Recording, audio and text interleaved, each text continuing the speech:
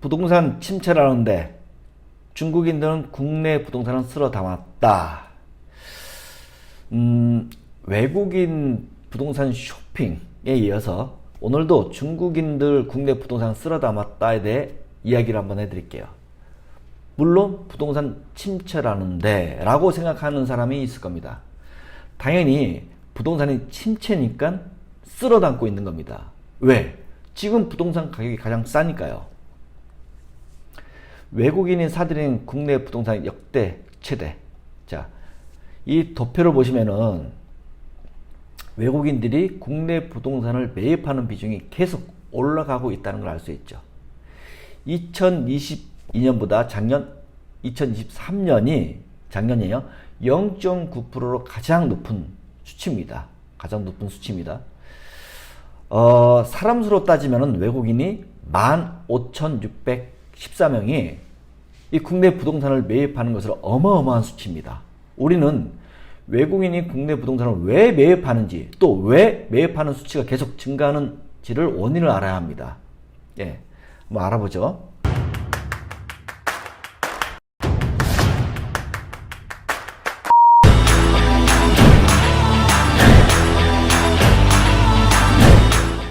이 중에서 중국인들이 가장 많았어요.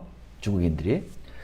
국내 부동산을 매입하는 외국인 중 우리가 예상했던 중국인들이 가장 압도적으로 72.9%예요. 굉장히 많았어요. 이렇게 압도적으로 중국인이 싹쓸이하고 있습니다.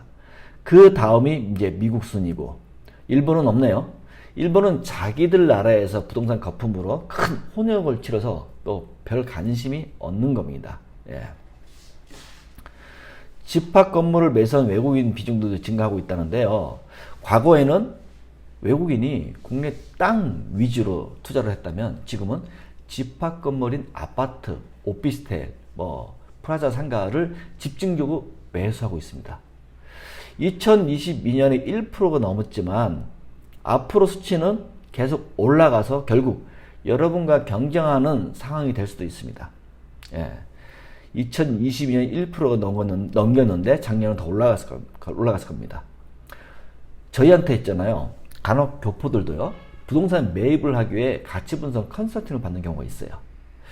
교포들이 부동산 투자로 성공하는 확률이 여러분보다 높은 이유가 뭔지 아세요?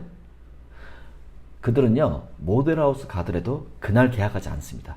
예. 나름 시간을 두고 장기적인 투자 계산을 하고 신중하게 꼼꼼하게 알아봅니다. 그러니까 저는 하나라도 더 알려주고 싶은 거예요.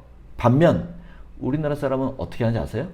일단 계약부터 하고 단기 투자로 진행합니다.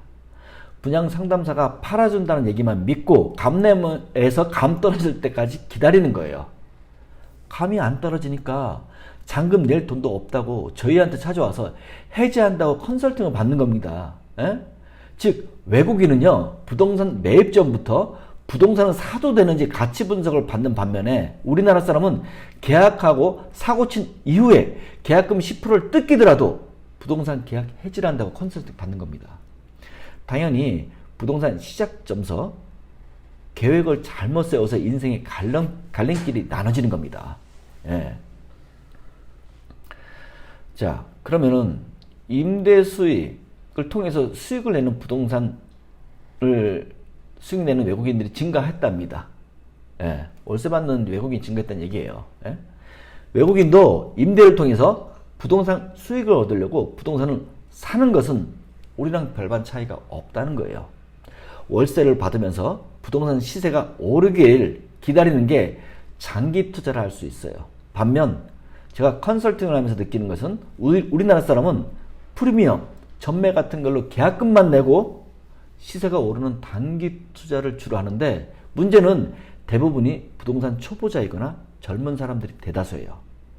부동산이 무슨 마트에 가서 장 보는 걸로 쉽게 생각하는 경향이 있는데 그러다 큰 코 다칩니다.